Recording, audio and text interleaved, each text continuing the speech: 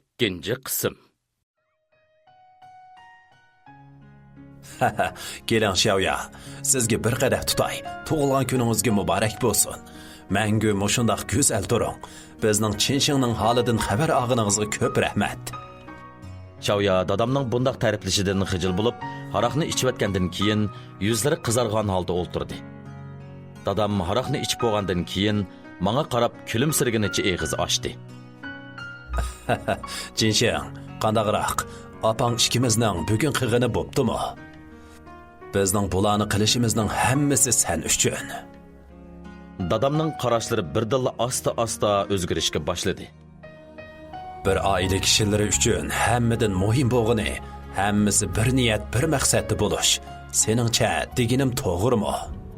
Buni anglab, yuragim jig'idi qig'inicha bir yomonlikni his qildim. Bir oila kishilari baxtdan tang bahralanishi, qiyinchilikqa tang yuzlanishi kerak. Apammo kulimsirganicha og'iz ochdi. Ondan o'zining sumkasidan intayin nafis bir qopni chiqarib Xiaoyaga sundi. Qizim, bu mening sizga bergan tug'ilgan kun sovg'atim. Xiaoya qopni ochgandan keyin turib qoldi. Menmi turib qoldim. Qoptikisi hech qanday bir zinnat buyumi yoki grim buyumi emas. Balki bir dona kumush rangli pichoq. Uydagi kichik pichoqqa o'pma o'xshash edi.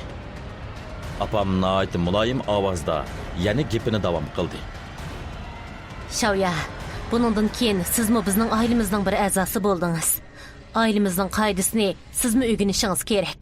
Qani keling, men sizga bavrni qanday beqishni o'rgatib qo'yay. Ayrimxonaning havosi birdilla muzlab ketgandek bo'ldi. Xiaoyaning chiroyidagi kulkisi qetishib qoldi. U qopdagi pichoqqa, shundaqla chiroyidan qizg'inlik chiqib turgan opamga qarab, hech nimani tushunmay turib qolgan edi. Hamma, men tushunmay qoldim-ku. Men aldirabli o qopni tatib olgandan keyin og'zini yepib etdim. Alqonlarim jiddiychilikda tarlab ketgan edi. Opa, bu sizning nima qilganingiz? Dadam g'azablangan holda qo'lidagi romkini ustalga qo'yib, menga chakchaygan holda og'iz ochdi. Chinshing, opangga qanday gap qilyapsan? Bu degan bizning oilaning eng cho'ng samimiyati. Ondan u burilib Xiaoyaga qargandan keyin odamni titrak bosqizgudek g'ayri nazarda kulimsirganicha og'iz ochdi. Xiaoya, qo'rqmang. Siz Chinshingga yotliq bo'lasiz. Demak, biz bir oila kishilari. Bu yer bizning oilamizning baxti. Shunga har bir odam bu oila uchun kuch chiqarishimiz kerak. Bu nihoyatda adil. Bau er degan kim endi? Xiaoya butunlay qaymoqib qolgan edi. Apam uningga astoydillik bilan tushuntirishga boshladi. Bauer degan Chinshingning enisi, bizning ailemizning baxti. U bir narsa yeganda ondan cho'ng bo'ladi. Shundil bizning ailemizni texmi yaxshi qo'g'diy olaydi. Xiaoyaning nazari menga tikildi. Uning qarashlaridan bir xil qo'rqinish chiqib turardi. Kallam vingildab ketdi. O'zimni yalang'ochlab etilgan hayyardek his qildim. Men yo'shirishga tirishib kelayotgan barliq satchiliklar, nomussizliklarni dadam, opam o'z qo'li bilan asta-asta echib etgan bo'lib, men uningga ko'rsatishni xohlamaydigan uyning satchiliklarining hammasi oshkorlangan edi. Bo'ldi bas. Biz mayli. Men Xiaoyani tatib turg'izdim. To'xta! Dadam vaqirdi. Orqadan qora kostyum kiygan ikki tal qovul qayerlardan paydo bo'ldikin tong ayrimxonaning eshigini to'sib oldi. Dadam asta o'rnidan turib mening oldimga keldi. Gerçi uning bo'yi mendan pakar bo'lsa-mu, biroq bu daqiqada men g'oyat zo'r besim ostida qolgandek his qilayotgan edim. Chinshing, sen meni bakla umidsizlantirding. Moshundaq bir yaxshi qizchaqning sana agishib jafo chekishiga chidamsan. U bizning uyga kirib, boy erini baqsa, bu degan uning baxti omati. U shundaq deginicha, mening qo'limdan heliqi qopni tortib olib, qaytadan ichib, kichik pichoqni Xiaoyaning qo'liga tutqizdi. Keling, Xiaoya, bu so'ltakning gapini anglamang. Buni yeling. Bugun sizning tug'ilgan kuningiz. siz bau erini baqsangiz, u cho'qim xushal bo'lib, sizning hamma ishingizni o'ngishli qiladi. Kela. Xiaoya qo'qqinidan qattiq titrab ketayotgan bo'lib, qo'lidagi pichoqni ching tutolmay, pichoq tarang-turang qilib yerga tushdi. Men sizlarning nima deyotganliklaringlarni bilmadim. Nimani baqaman? Xiaoya Chensheng deginicha o'tinish nazarida menga tikildi. U yig'lab o'tayli deb qolgan edi. Men g'azabdan butun badanim titirgan holda dadamni ishtirib etdim. Sizlar sarang bo'ldinglarmi? Men Xiaoyani tortib, u ikki erning orasidan chiqib ketmoqchi bo'ldim. Orasidagi birsi mening mo'ramdan qamallab oldi. Uning qo'li omburdek qattiq edi. Dadam yerdagi pichoqni oldi. Uning chiroyidagi kulkisi allaqachon g'oyib bo'lgan edi. Ey, Chinshiang, men sana yana bir qatim fursat beraman. Yoki bugun o'z qo'ling bilan Xiaoyaga oilamizning qoidasini o'gitsan, yoki o'zim qo'l silib, uning buning nemishligini bildirib qo'yaman. Xiaoya qo'qqinidan cheqirab ketdi. U ko'z oldidagi texi boyli shundoq muloyim, mehribon ko'ringan bu er ayolning bu chaqda ikki sarong'a o'zgarib qolganining sababini bilinmay qilayotgan edi. Mening chiroyim bag'anchi tutilib ketdi. Men cho'ng bo'lib bu kamgacha asla bundoq uvolchilik tortib boqmagan edim. Ular bu chaqda meni faqatli bir foydalanish bo'yimi ko'rayotgan bo'lib, mening hissiyotim bilan asla kori bo'lmayotgan edi. Ma'qul! Men vaqirdim. Ovozim bo'g'ilib, o'zimning ovoziga o'xshamayli qolgan edi. Hammaylar menga tikildi. Men asta-asta donimi-doni qilib eg'iz ochdim. Men o'zim kelay. Dadamning chiroyiga birdillik kulki yugurib, pichoqni menga berdi. Men pichoqni olgandan keyin titrayotgan Xiaoyaning oldiga keldim. U qo'qqan holda menga tikilgunicha to'xtamasdan beshini chayqidi. Men uningga qaramasdan burilib, dadam bilan opamga tikilgunimcha pichoqni egiz ko'tirdim. Ondan ularning nazari ostida pichoqni butun kuchim bilan o'zimning yo'tisiga qattiq kuchab sanjidim. Qattiq og'riq so'ngaklarimdan o'tib, mengamga chiqib ketdi. Qip-qizil qon birdamdila mening kiyimlarimni bo'yib-etdi. Ayrimxondagilarning hammasi mening bu harakatimdan cho'chib turib qoldi. Xiaoya qo'qqinidan vaqirib etdi. Dadam bilan opamning chiroyidagi hayronlik asta-asta cho'chish va g'azabga aylandi.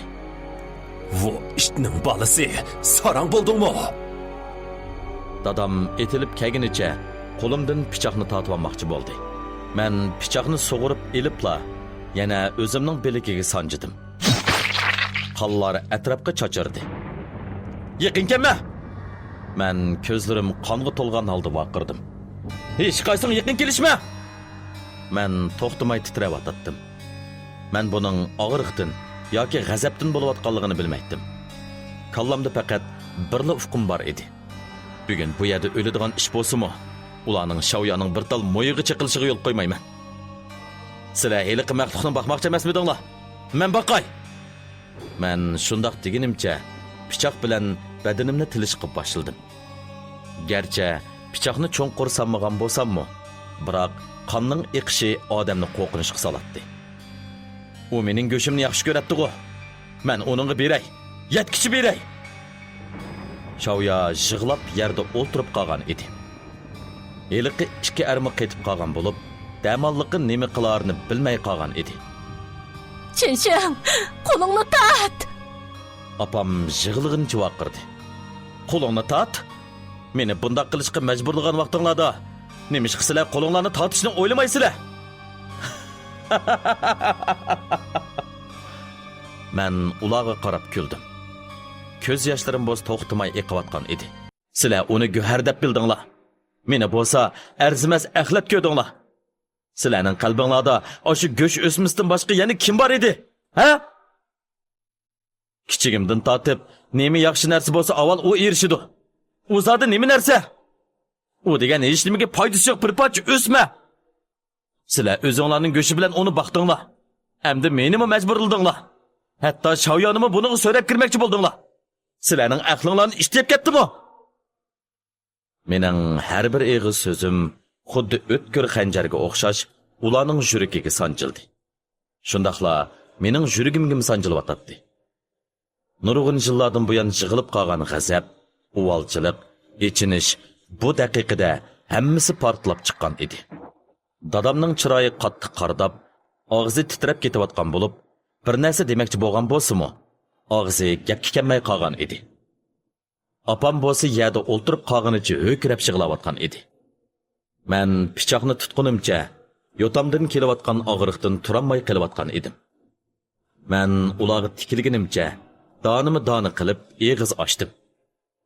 Bugundan boshlab mening sizlarning bu uyinglar bilan qilchilik aloqam yo'q.